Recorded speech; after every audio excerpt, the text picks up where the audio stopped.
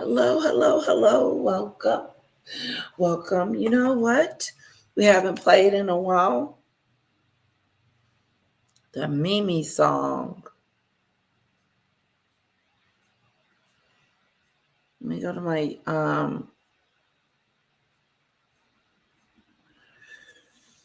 wait, I can do it this way too. Hold on. Where's my mouse? Okay, I don't know where it is.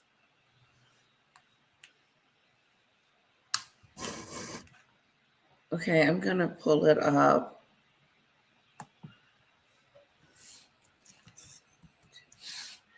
No, it's Gmail.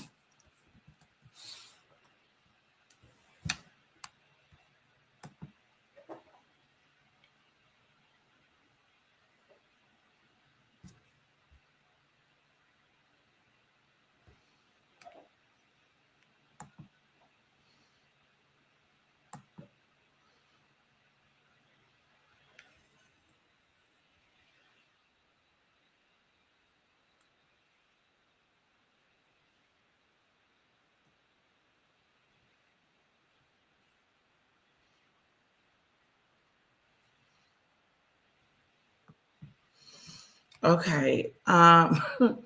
Sorry.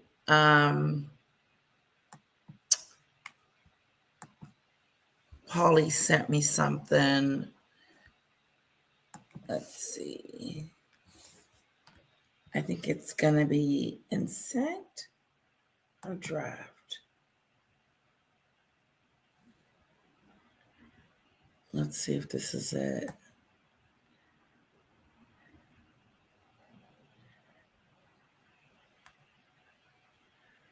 I don't see it. I don't see it.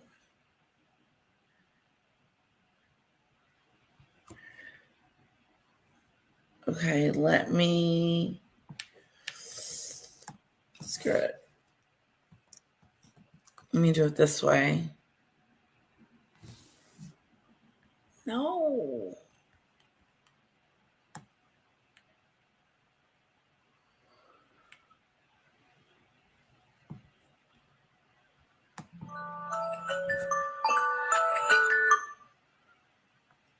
I don't know who that is.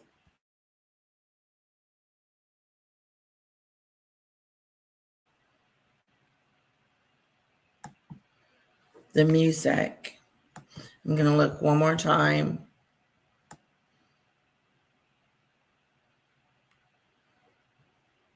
Oh, here it is. Here it is. Here it is. Here it is.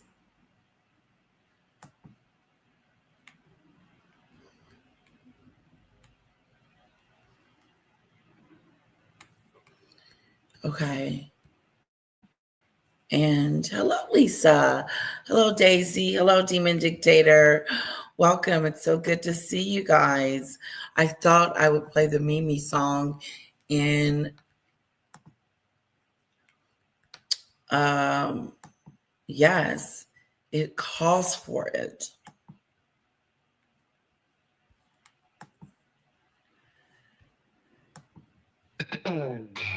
The Mimi Show, the Mimi Show, it's the Mimi Show, the Mimi Show, it's the Mimi Show, the Mimi Show, it's the Mimi Show.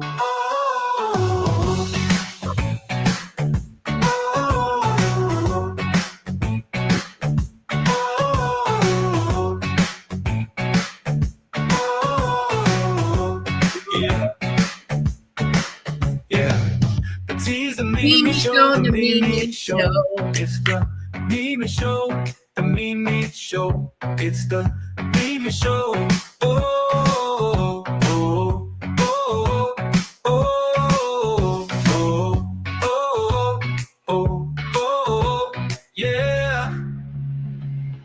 Oh, it's the Mimi Show, the Mimi Show. It's the Mimi Show, the Mimi Show. It's the Mimi Show. Oh, oh, oh, oh, yeah.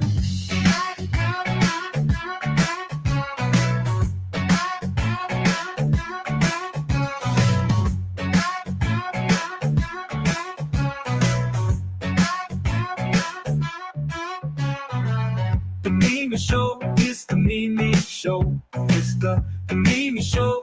The Mimi Show. It's the Mimi Show. Oh, oh, oh, oh, oh, oh, oh. The Mimi Show. It's the Mimi Show.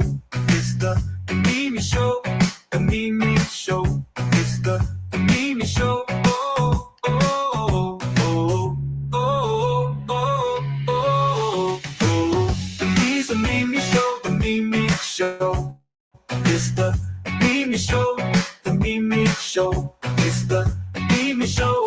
Oh, oh, oh, oh, oh, yeah.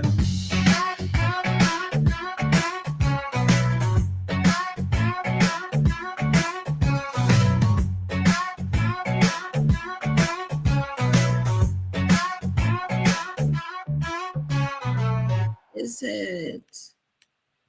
Okay, I'm looking for Tom Bauer.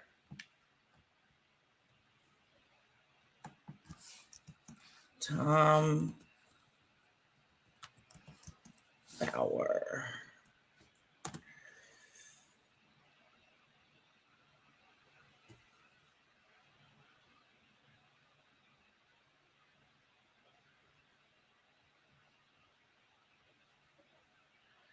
Okay, wait a minute.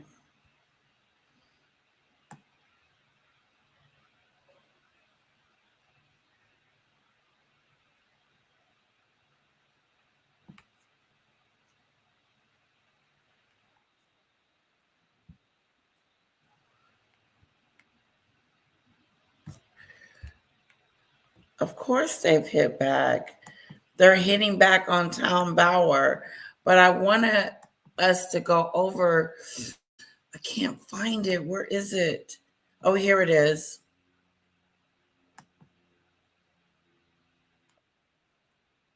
Found it. All right, here we go.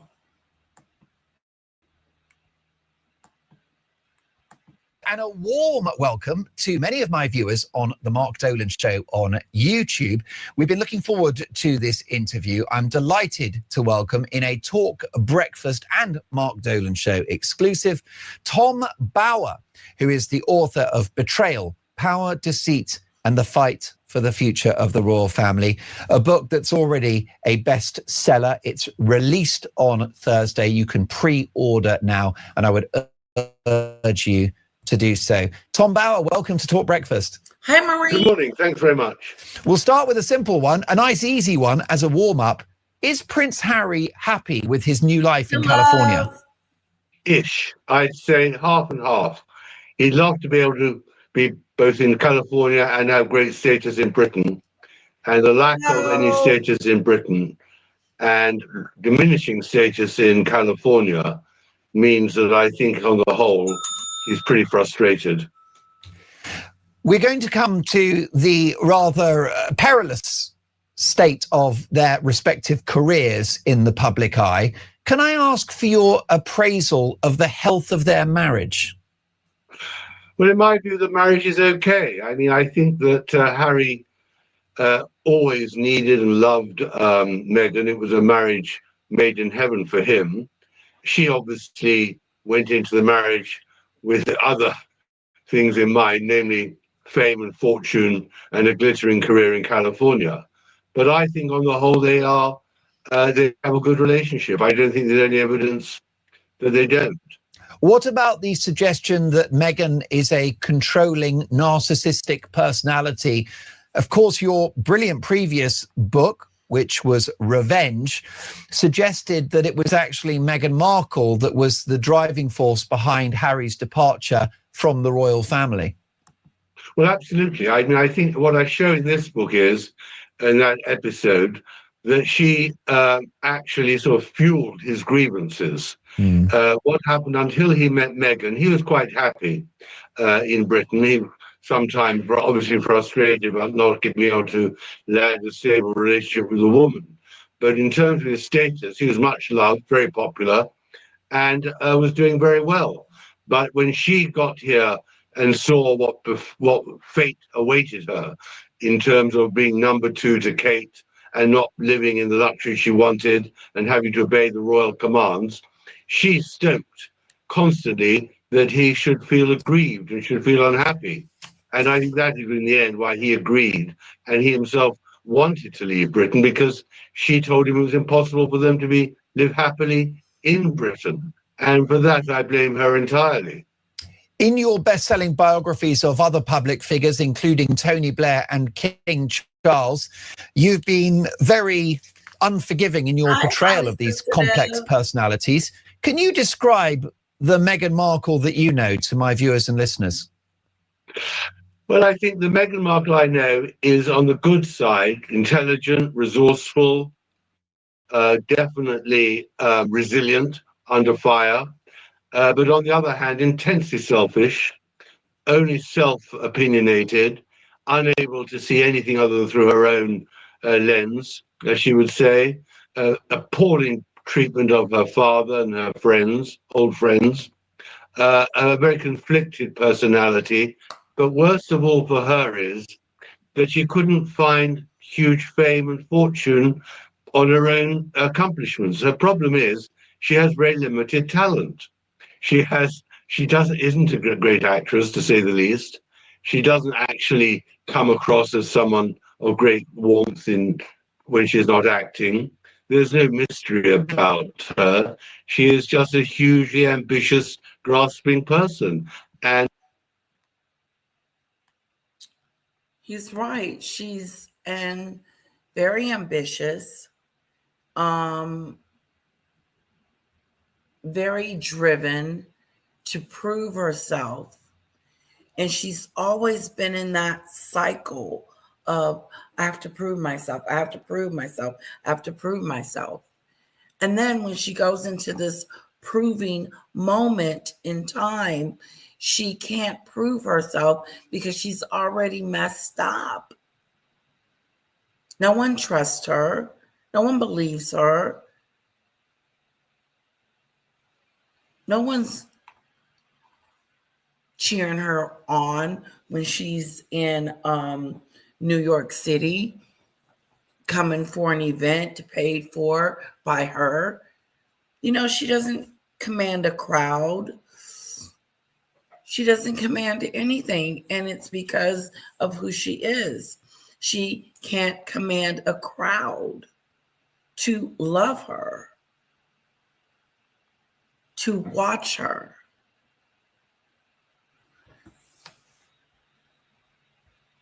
She's fading in the wind. And then she does these PR movements. And then she talks about her father. But what does she do? Going to hospitals and pretend that she cares. Oh, I'm so sorry this happened to you. She is so sorry.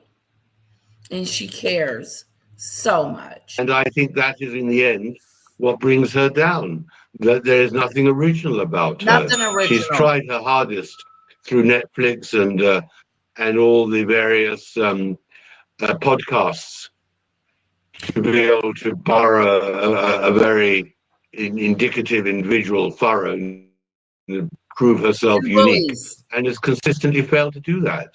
And the reason why, I may just say why it's so fascinating, is because, of course, they are global characters, they're global celebrities, they've caused enormous damage to the royal family, and we're all fascinated how this is going to end. And that's the nature of my book. She's now paying the price of betrayal.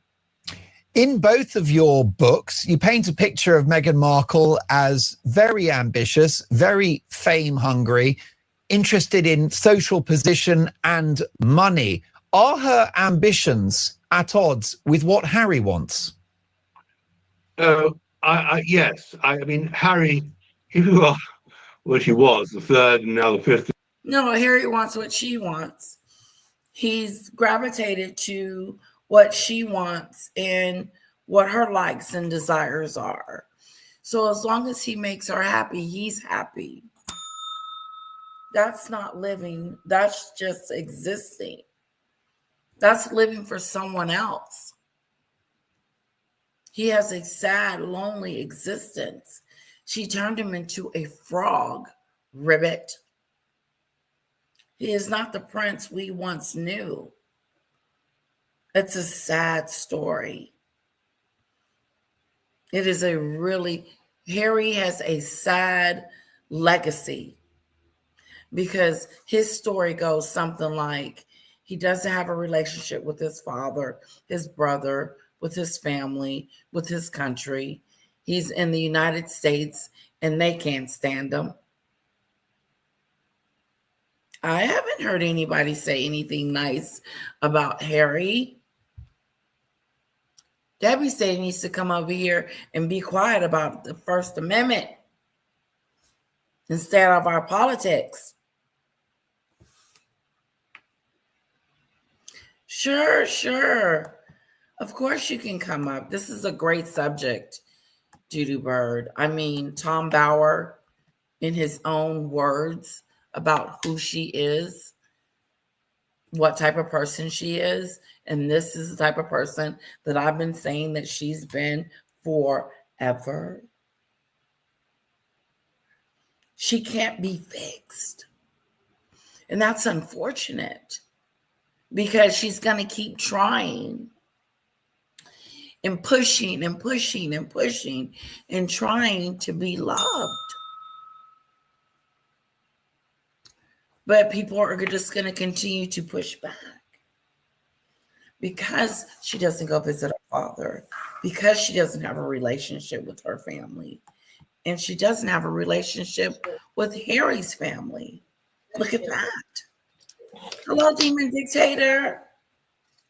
Hi, everyone. Oh, I love me some Tom Bauer. I really do. I know, and he is... He's on fire. He's on fire. He's hot today because he's talking about his delicious book and what type of person she is. And he has her on point. He says she's fake. She pretends. She's not authentic. People can't relate to her. She doesn't have any talent. She can't act. I mean, and then the truth hurts. I heard that she had clapped back. Yeah, they have clap. Well, they clap back on everything, even in minute stuff. They clap back. The problem is Mehgan. My personal opinion, Mehgan is so desperate to be liked.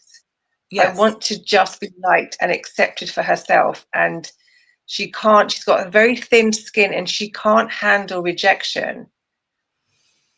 But she can't handle rejection, but this desperate to be liked. But at the same time, she can't see that she creates. We've said this so many times. Whoever she's talking to, she adapts her life story to them. And it's just lies. It's fictitious.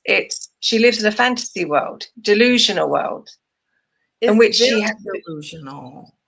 Yeah, and she creates stories that don't exist, and she adapts them to whoever she's talking to. So she will tell 3, 4, 5 different stories to everybody, and in an attempt to be likable and elevate herself. See, I am a good person. I am a nice person. But the problem is when you meet people who tell 3, 4, 5, 6, 7 different stories, and on the one hand, I'm so nice, but continuously tell 3, 4 different stories about everything, while being an horrendous bully to anyone who doesn't put her on a pedestal. And this is what she can't see it. She can't see this pattern of behavior. It's bizarre. This is why people are so addicted. It's insane to watch. It is insane to watch. And the problem, the crazy part about it is that you used to have it, but you don't have it anymore. And now that you don't have it, you can't even get it back. And it's gone. It's gone. It's impossible. It's not going to happen for you, no matter what photo shoot you take, no matter what charity event you go to, no matter what award you pick out for yourself, it just is not going to happen because Yeah. you have shown yourself to be and still to be. You didn't even go and see about your dad, but you No. want to fall in love with you. How is that possible? Yeah. It's yeah, and as far as Harry's concerned, I don't think that, again, Harry's the same. They're like, it's a thing called a folie à deux, the madness of two. When you've got two people who are unwell and they get together, Harry and Meghan are perfect for each other because they are both very unwell. They both live in fantasy worlds of which they have no grip on reality.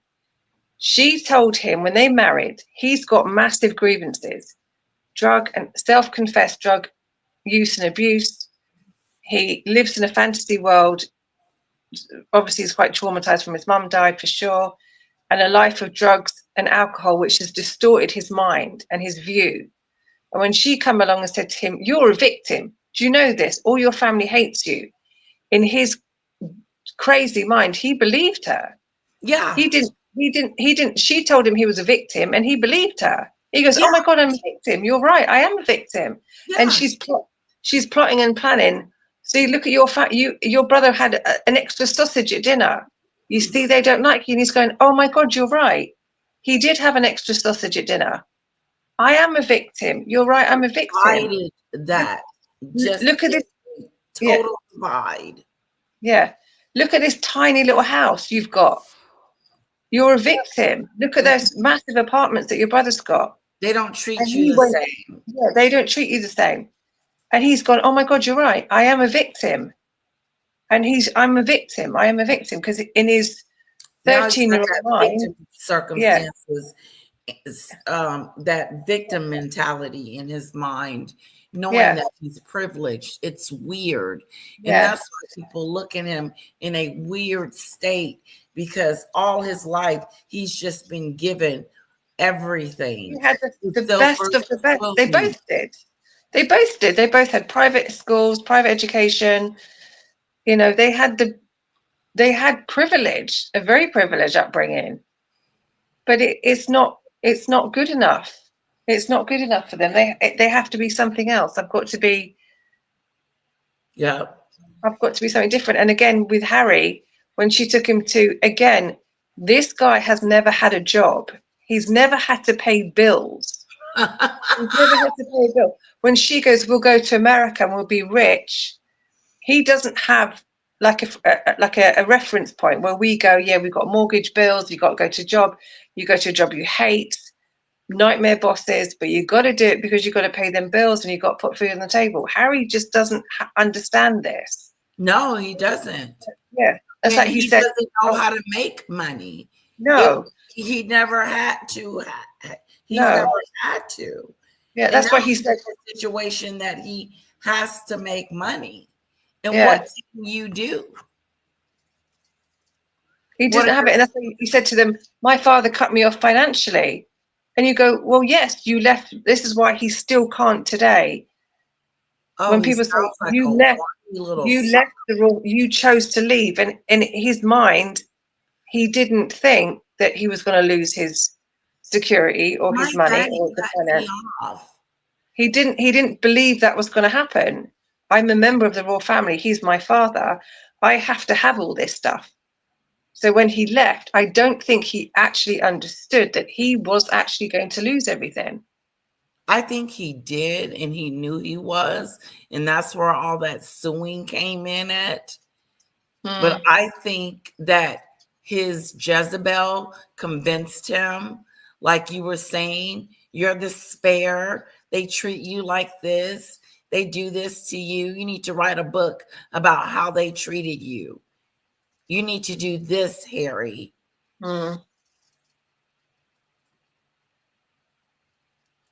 Yeah. There you go. In line to succession, and you're a member of the royal family, your ambition isn't clearly material. I mean, he had all the money he needed. He had all the fame he needed. He had the applause he needed. The point about Meghan is she was looking for fame. She was looking for applause. She was looking for international recognition. Of course, she was looking for all that, and she took it from him. She took his fame from him. Whatever shine that he used to have, she removed that. Look at his face. His shine is gone. Yeah. Your glow is gone. Your shine is gone. And you look like a frog. And not just any frog, a weak frog. You do, next to her. And it's not a good look. It's really not a good look. It's just the roles are so reversed, and not only are they reversed, but I really believe that there is a domestic V going on. I just believe he's in a battered syndrome situation, allegedly. Yeah, a lot of people say the same. If the roles were reversed, it would be like coercive control. But when it's a man or a woman doing it to a man, it's not all often accepted that way. Do you know what I mean? Right. Yeah, I agree. Nobody wants her jam. She wants to throw it away right now. Yeah, yes. And just sell the jars to recycle a recycle plant. So the only way she's going to get money out of that is the only way she's going to get any money out of that is just sell the jars away, give the pots a wash and sell them to a recycling plant. That's the only way she's going to make any money. Oh, wow.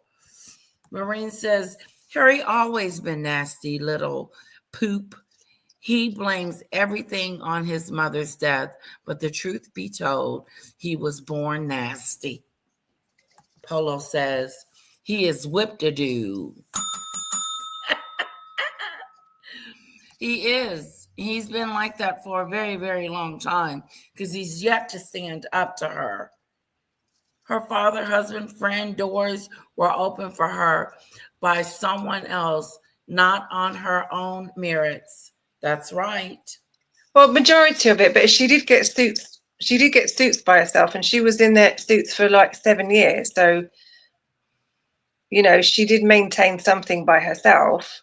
I mean, she was only 7 on the call sheet. She wasn't a massive character. So let's not go crazy. But yeah, she, you know, give her a little bit of credit for suits. But yeah, the rest of it was by other people. Harry went from being a royal to being an infected boil. Maureen, I look forward to you every day, you know. Whoa! I look forward to you coming on here, Maureen. I want to be friends with you, Maureen, in real life. I do. I love her. Yes, Daisy. There's trouble ahead. He's got to book. He's got to book himself to do these speeches, and he's only worth 50,000. She's got to do a retreat, and you know, they got to pay $3,000 a plate. A situation. Yeah, they're scraping. Yeah. Which of course she failed to get because she had not enough talent. It was only by marrying Harry that she became the global celebrity that she is. Her problem is she can't earn any money anymore. She made her money selling the dirt on the royal family. Much of it, of course, in my view, invented. You sold your soul to Oprah and Netflix, and now you have nothing. You have nothing. You have nothing to say, nothing to give, nothing to offer. And the sad part about it is she's no longer connected to the royal family. Yeah. Really, really connected, guys. Yeah. The problem is she sold different versions of the same story to Oprah Winfrey and Netflix, and all the books. She told different versions in every single, and all the books, Finding Freedom and all this stuff. She told different versions, and by that she told on herself as being an untrustworthy person, that actually nothing she says can actually be trusted. You can't trust her. And therefore all the stories that all the claims that she made against the royal family can't be true, because she gave different versions, many different versions of the same thing. And so she told on herself, and the whole public just went, well, we can't trust you anymore, and don't want anything more to do with her. Yeah, we can't trust you, because if Trust you. we say something to you, you're going to manipulate that, turn it into something else, and then we're going to look like the bad guy. Any person will tell you, once you're proven to be untrustworthy, whether you're not telling the truth or manipulating or creating situations that don't exist, once people see that in you, they don't trust you anymore. You can't get it back. My personal opinion. Get it back. And that is so, don't mean to bring her up, but it is just like that. Manipulative, can't trust. Once you've damaged that trust, that's it. It's over. And that's in any relationship. Yeah. But what's shocking to me is that I've never been in a relationship with a woman where I actually felt like I was going through a bad relationship with a man, as if I was married to that person because of all, you know what I'm saying? Yeah, I do. Yeah. Mm-hmm. I think we've all been there, even friends and family, other, women. It's just there's something wrong there with these people. There's just like the wires are crossed in their brain. They're not wired up properly for some reason. Exactly. And like my mom said, you will never be able to understand it. No, you can't. Your brain doesn't think like that. No. It's like if you say to people, if I lie, then you must lie too. If I cheat, then you cheat as well. If you steal things, well, you must steal things too, because I do it, so you must do it too. They think that they're perfectly normal. They justify, for somehow reason, they justify lying or abusing people or manipulating or stealing or cheating or whatever. They justify it for some reason. And because I do it, so you must do it too. This is why you end up in endless fights with people. They're fights that go on forever, because in their heads they can justify it, because, well, I cheat and I lie, so you must do it too. So you end up in a fight. They end up in fights with people because they believe that you're lying too, and you're a cheater too, and you're doing it too. Does that make sense? So the fight goes on forever. Yeah, because they justify it, because I do it, so you must do it too. Well, I'm telling lies, so everything you say must be a lie as well. And the battle goes on forever. There's no end. There's no end. And there's no accountability. There's no, there's not going to be a day of reckoning. No, there's no ending. It just goes on. Because I lie, so you must be lying too. I cheat, so you must be doing it too. So I'm justifying in my lying because you're lying as well. And it just goes on. That's why you just got to cut the cord and walk away. Yeah, exactly. And not just cut it and walk away and don't listen. You got to all the way off, or it will trigger you. Sometimes it is for your own safety, because it is. Because like I said, they justify it somehow. So sometimes you've got to go for your own safety, because it can get pretty bad. It is, Maureen. It's not even a liar. It's people that deluded people. mentally ill people who manipulate and fantasists. Actually, It's mental horrendous. It is absolutely horrendous. mental ill people that have mental issues that are in denial about their mental issues, and it's not your job to get them to understand that. Yeah.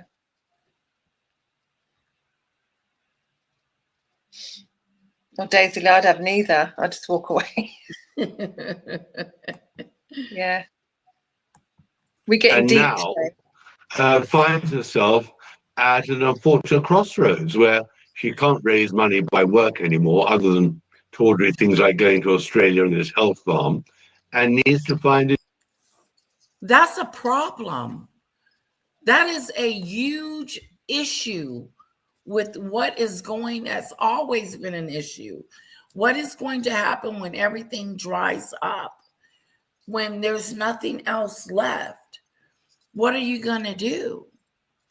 And so these are the things that she now has to think about, because she doesn't have Netflix. She doesn't have the $1 million deals anymore. They're not knocking on the door. And the difference between being a royal and a celebrity, there's two different types of work ethics here. You got to have a talent in Hollywood, and you got to get up out the bed and do your job in the UK. But you both are doing something. Yeah. But she's not talent. She doesn't have it. You don't have it. You've been trying for 7 years to prove to us that you are something other than what we've been seeing. Yep. And time's run out, I'm afraid. It really has. She can't keep rebranding herself. The brand thing is done with.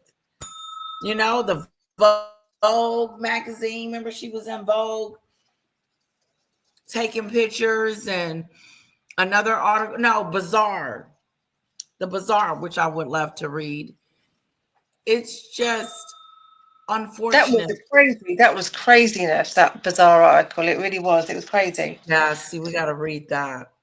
Yeah. Because she's eyeing it and me, and entrepreneuring in it. And that's not going to get people to like you. Your accomplishments don't mean success always. And that's where those, I'm going to buy an award today. I'm going to buy this award. I'm going to buy that award, or I'm going to do this. I'm going to go to the hospital and pretend, bring the cameras. Yeah, it's sorry when you tried to take down the Queen, stupid thing to do. Very. But the idiot Harry let you do it. Go right ahead.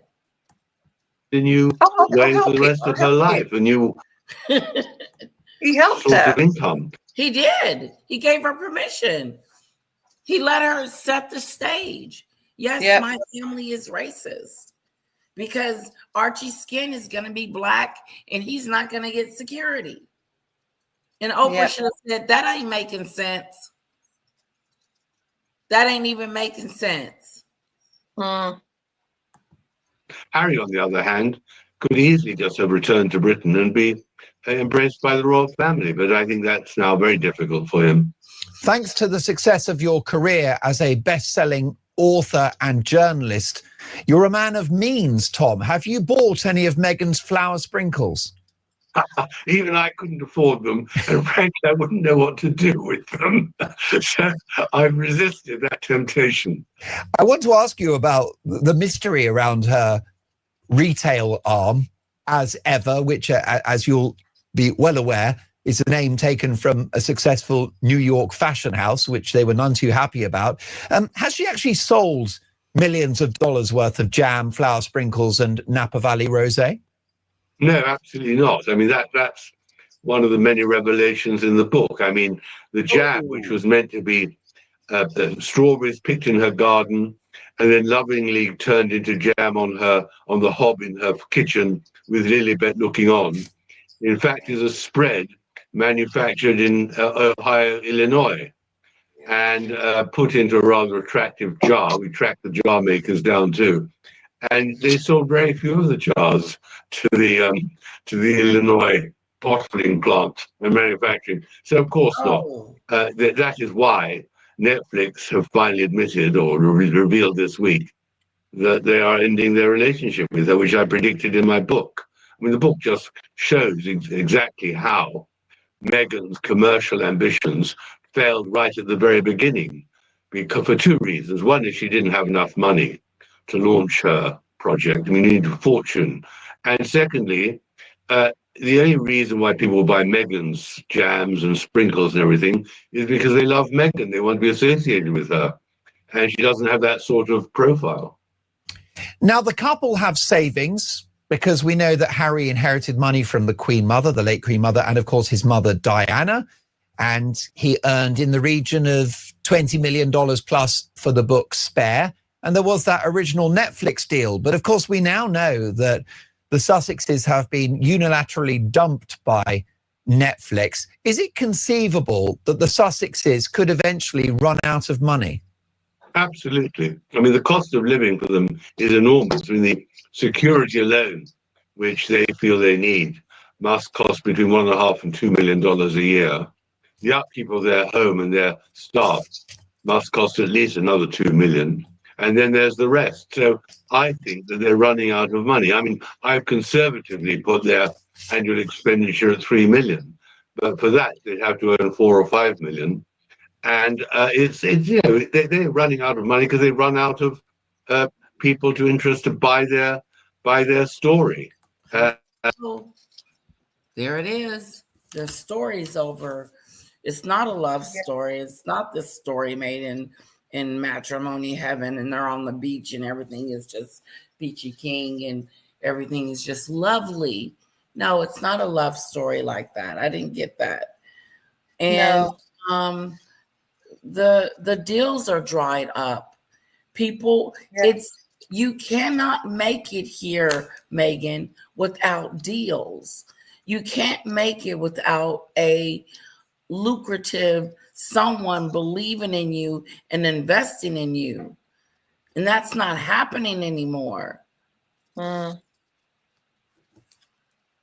No, they did. They tried to sell, not only take the royal family down, but they sold their love as a fairy tale.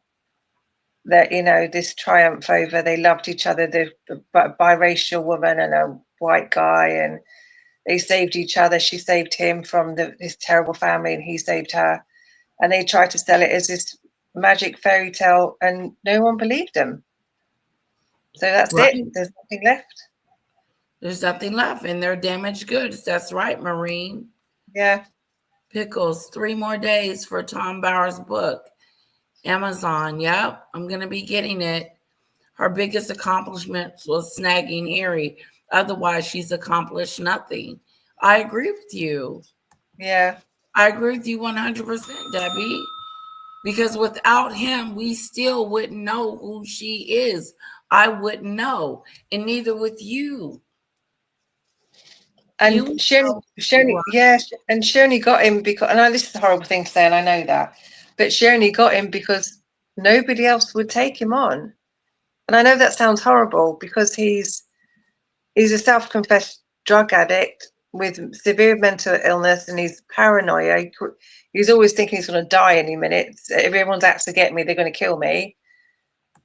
And how can you can't live with this? It's horrendous. Right. Yeah. Yeah. It's horrendous. And that's why I think in the end, they'll be desperate to come back to Britain to revalidate and reconcile with the royal family, which in the end will be the only way they might be able to save themselves. I think that's a remote possibility. Is there a way back for Harry in regards to the royal family, his father, the king, and his brother, William? No. I don't believe so. Definitely not in public with the king, which is, of course, is exactly what Harry... The more time you let go by, the more time that you move on and you live a separate life from them people. You mourn and you grieve them. You do. I believe that William grieved Harry and had to move on and live and take care of his family. And now he can move on. You know what I'm saying? Yes, I Like, do. Yeah, you do grieve people, even if they're alive. You grieve yes. you grieve the relationship, absolutely. And I'm sure the king grieved his relationship with his son as well. But the problem with Harry is he continuously does it. It's not like a one-off Oprah Winfrey interview where, you know, I made a mistake and then he proves to his family that I made him, and I'm remorseful. It was a bad thing, and you put it right. You show remorse, and you understand what you've done. You show remorse, and you try to put it right. Harry has not done that. No. He does the same thing. He has continuously attacked his family. He has allowed this Jezebel to come in and attack his family, and he's helped her do it. He's And helped it her. is a He's continuous allowed thing. her. He's given her permission. He's and it's continuous, and it's a continuous attack. It's not a one-off. It's a continuous attack all the time. It's constant. Little digs at the family. And what do they have to do? Never explain, never complain, never explain. They have to just move on with the situation, which is one of the best lessons they can teach us all. Exactly, because how can you respond if your brother tells the world that you're a racist? You can't respond to that. How can you prove that you're not? Right. What are you going to say? I'm not racist. I'm not. Prince William said we're not a racist family. There's nothing. You can't prove it. Right. So you have to just go. Well, there you go. I'm not a racist family, but you have to move on. You do. But I agree. And you move. What you do is you just move on, and you prove with your behavior and your beliefs that you're not a racist person. Exactly. Your character. What shows. And how you speak about people. That's how you prove that you're not a racist person. Which is why I believe William and Charles and Catherine and the royal family actually proved it by carrying on and doing good in the world, while Harry and Meghan continued to do bad. Exactly. Really. I agree. Once at the Invictus Games in Birmingham, I don't believe the king will dream of doing that, not least because there'll be riots from the Muslim population there when the Israeli competitors start turning up at the track. And secondly, I don't think William would allow it. William, I'm sure, and I completely understandably, is not going to have Harry making more trouble in Britain. He's had enough problems with Andrew. He doesn't need more problems with Harry. And the trouble is that letting Harry and Meghan back into Britain to revalidate their royal status will only give them another boost to sell themselves either in Australia or Canada or wherever to make money out of their royal titles. And I think that'll be a disaster for the royal family. Well, I'm itching to read your book when it comes out on Thursday, and excerpts have appeared in the Times newspaper. And in one of those excerpts, you reveal that Harry is very concerned that given the harsh treatment meted out to Andrew Mountbatten Windsor, that he could suffer the same fate when William becomes king. Well, that's what I'm told, and I do believe it. I think that Harry never believed that he'd be able to be stripped of his titles. And nor for that matter did Andrew, because they were always believed they needed a very complicated act of parliament. Well, I think that has now been shot. I mean, clearly there was a constitutional fudge, and somebody just signed letters patents, and that removed Andrew's titles. I think if Harry and Meghan in any way threaten the royal family from now on, and as they have in the past, William will be minded to do exactly the same, not only to Harry and Meghan, but also their children, because he doesn't need a rival, hostile royal family in California. He's got enough problems to restore the monarchy after all the terrible things that have happened over the last year, and doesn't need more trouble from Harry and Meghan. And mentioning other members of the royal family, you've reported that William advised Harry against rushing into this relationship with Meghan Markle when they were courting. I think they met in 2016. They courted for a couple of years, got married in 2018. William was concerned about the pace by which that relationship was maturing. Meanwhile, even Andrew Mountbatten Windsor, a discredited man, was pretty smart when he said to Harry, you need to do your due diligence about this woman. Andrew was right, wasn't he? Well, if the story is true, yes. But I think that Harry did his due diligence. I mean, Andrew is not one to speak about due diligence or any judgment at all. I wouldn't take a word of advice from him. But I do think that Harry, on the whole, was right. I mean, he was a man who couldn't find an English woman who caught up with his depressions, his paranoia, his lack of intellect, to be very crude about it. And Meghan gave him a safety net, obviously for her own purposes, but she really did give him the motherly and other love which he needed and support, and listened to all his complaints and his gripes. I think at the beginning they were a good team, and he was very proud of her. So I think that he chose, in that sense, well. The problem was he didn't realize her agenda. And as I show in the book, that he married what? He married well. This is what I said before. He can't find anybody to marry him because he is his lack of intellect. He's not an intelligent person. He's stupid, basically, and his whinging and the gripes and his grievances. It's hard to live with someone like that who is continuously doomsday, doom and gloom, paranoia. And that's why most of the girlfriends he had just walked away from him. They can't cope with him. But Meghan, she let him talk, she mothered him, she took care of him. And in her, he found somebody who he believed loved him and would take care of him. But in her mind, she saw a very damaged prince who, for her, she would be the world's number one, a princess. And she finally got all the world looking at her, and she would get all the attention and love from the world that she craves. Yep. Does that make sense? It does. And they gave and so it to her. Yeah. They were perfect for each other. They were perfect. They were both very, very damaged people, and together they found a home they found a home with each other for their illnesses, if you like.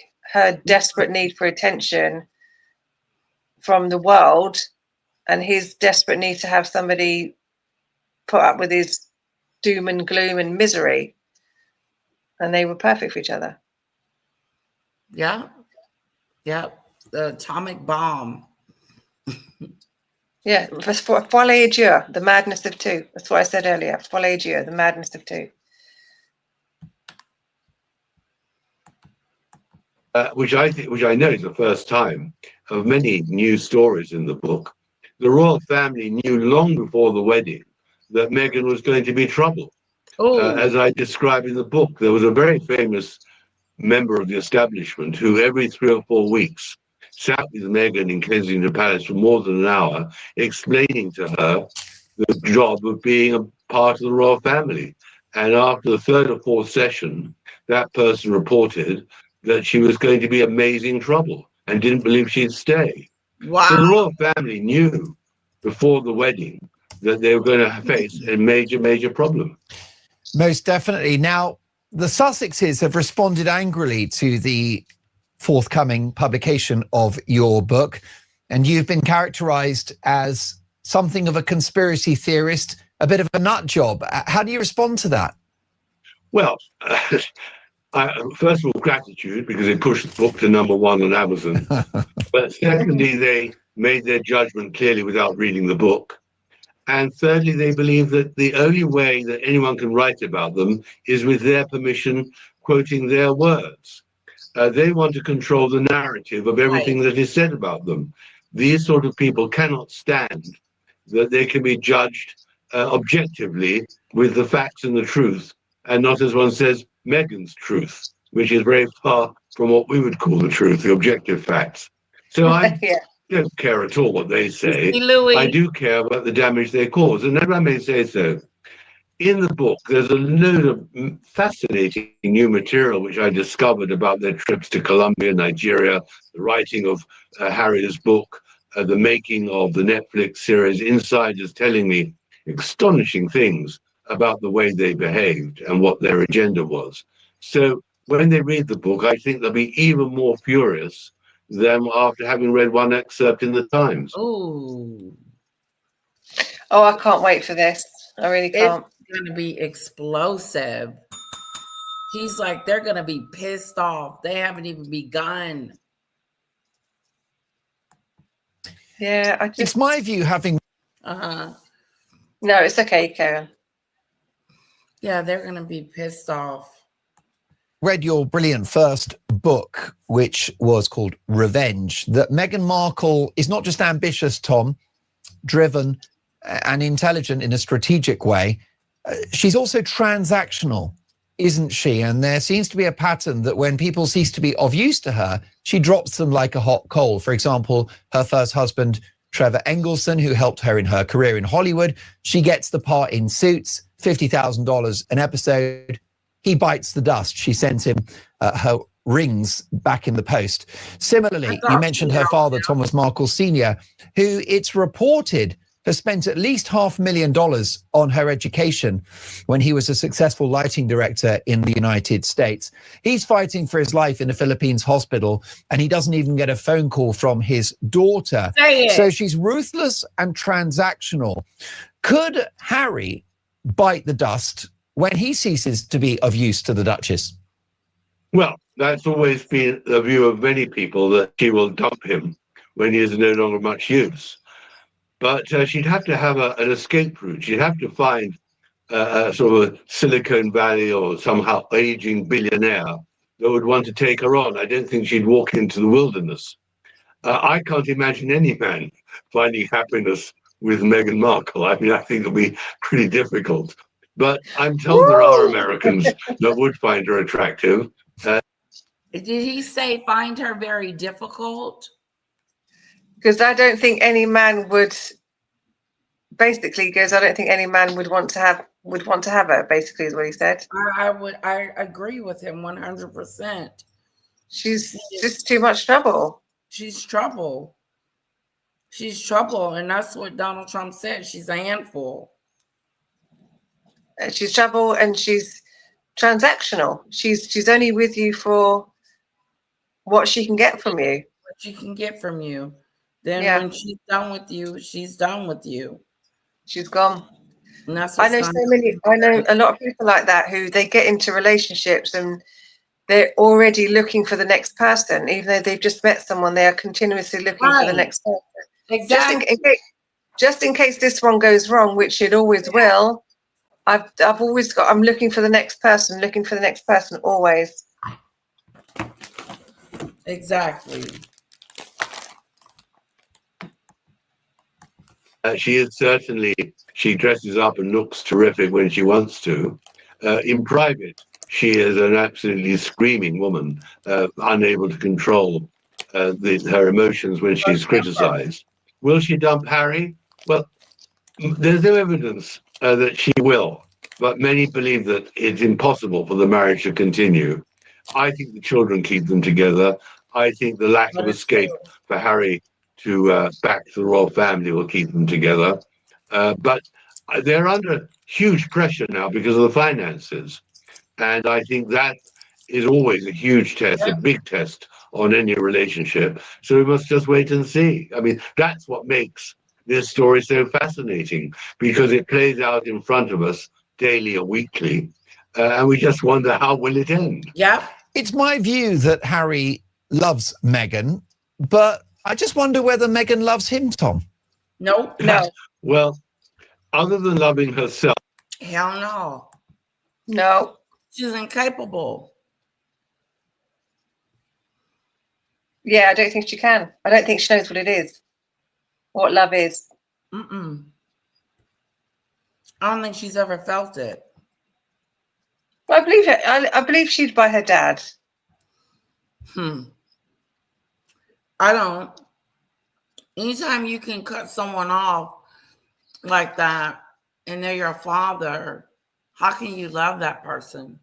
No, I don't think. I think her father loved her very, very much, Okay. but she doesn't love him because I don't think she knows what it is. She's a spoilt brat.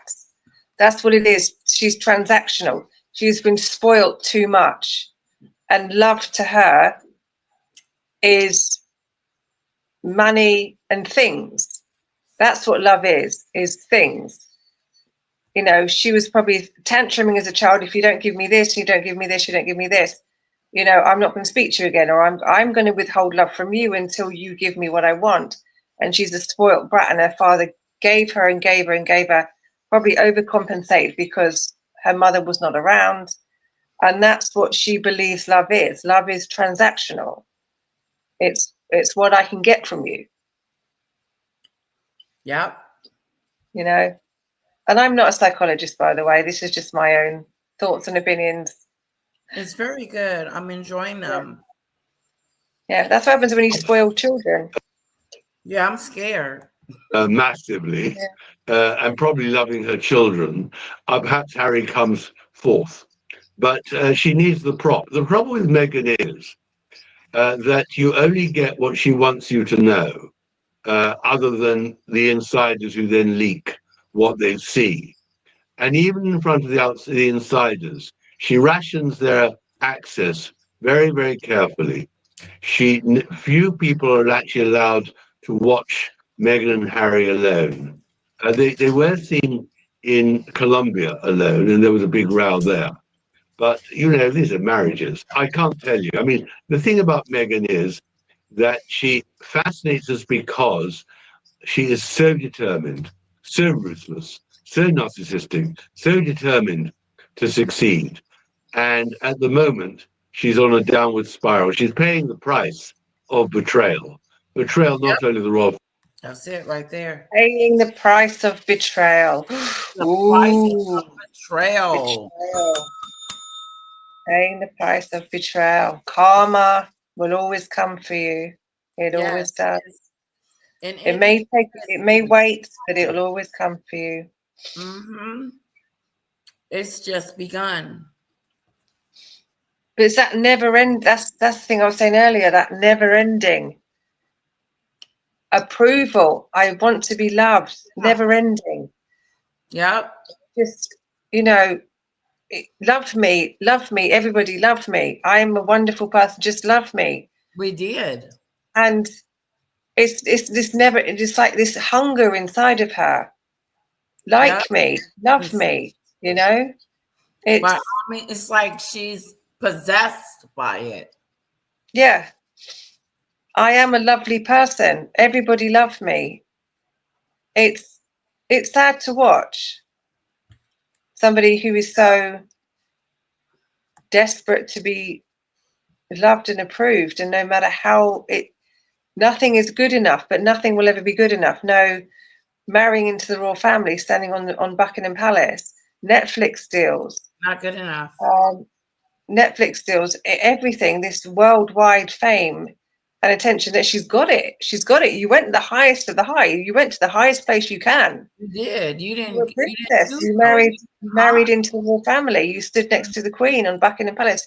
You got to be the highest, and it wasn't good enough. It's never going to be good enough. But it's this hunger inside of her which will never end. They'll never be satisfied. Filled. They'll never be filled. This never-ending chase of trying to find what love is. Yeah. And Harry will never be able to make it happy. Nobody will ever be able to make her happy. This is what I'm saying about love. And again, my opinion of she was spoiled as a child. She didn't know what love was. love is for her was transactional. I'm going to scream and scream and scream until my dad gives me this, and I'm going to scream and scream until you give me this, because love is transactional. Love is you giving me money, cars, clothes, that's what love is to her. Love is not a feeling of, you know, of being in love with another person. And that's why she's just continuously trying to find it. If you love me, Harry, you'll do this for me. If you love me, you'll do this for me. Trevor, if you love me, you'll do this for me, because that's what love is to her. It's just transactional. There you go. Sorry, I went on a rant again. Oh, you're fine. Poor side chat's like, oh, just get her off. Family and her father, and as you say, her first husband, but lots of friends. Betrayal comes at a price. And that is why the book tells a whole new story about this extraordinary couple and obviously their battle with the royal family. The clock is against us, Tom. Couple of quick ones before we let you go. Another extraordinary revelation from this fascinating book, which is already rightly at the top of the book charts, is that Queen Camilla took the view that perhaps Meghan had brainwashed Harry. What's the story there?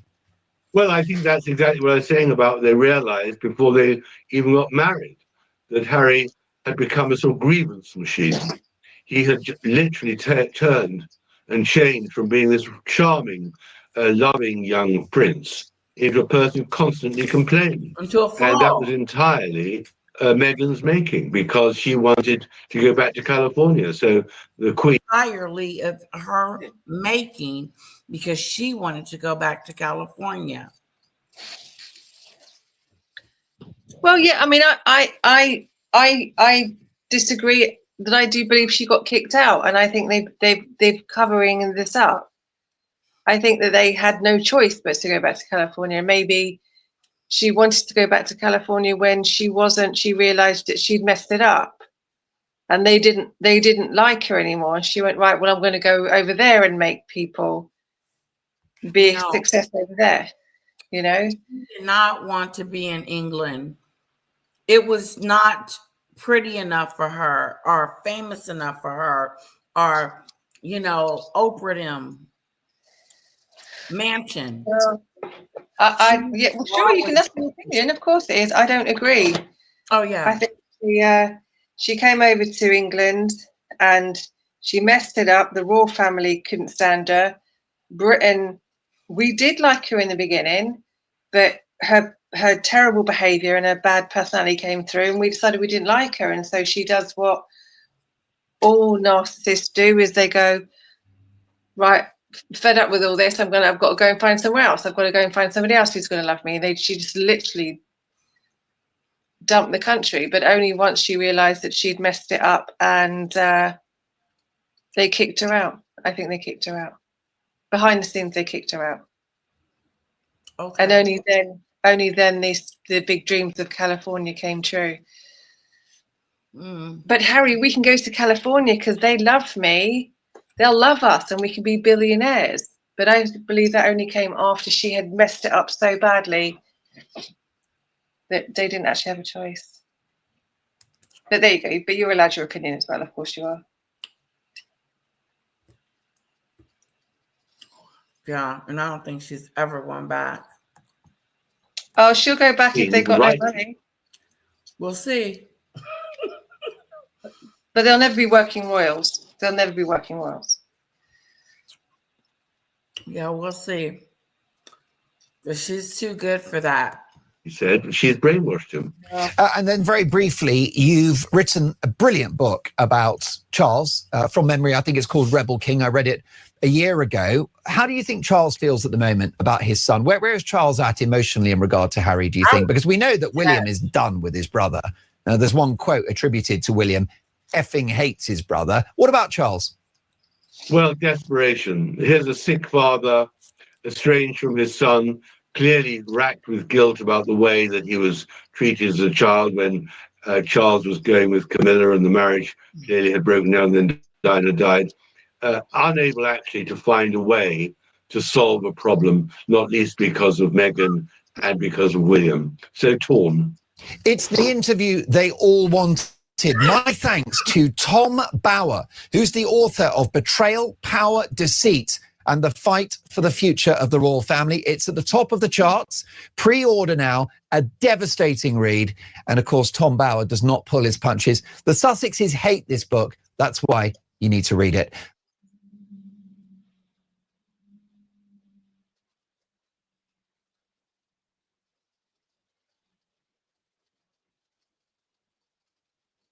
Got no sound. Sorry about that. I was choking. Oh, are you okay? Yeah, I'm okay. On some gum. I want to thank you, Demon Dictator, for coming up here and being my co-host. I really do appreciate it. It really means a lot to me because sometimes I get really lonely up here. Oh, more people should come up. Side chat. You can all come up. Anyone can go up. You're so sweet. Yeah, I like coming up. Maureen says her ego is a bottomless pit. It is.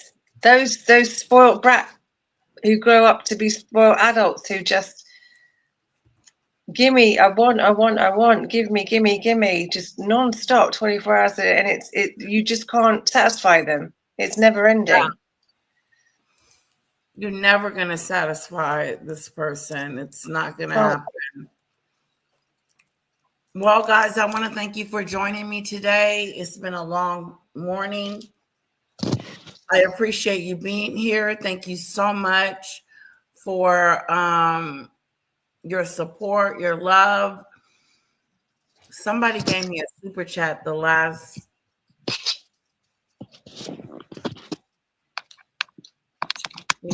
I don't forgot who it was, but thank you so much. I appreciate that. I think it was Daisy. But thank you guys and have a wonderful, wonderful Monday. Thank you guys. Bye. Thank you, Pickles, for your lovely words. Thank you. Thank you, Pickles.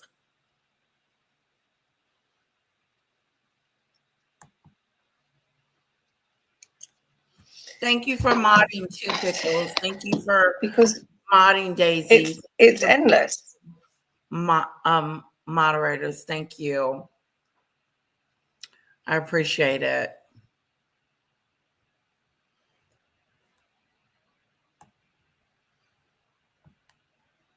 Okay.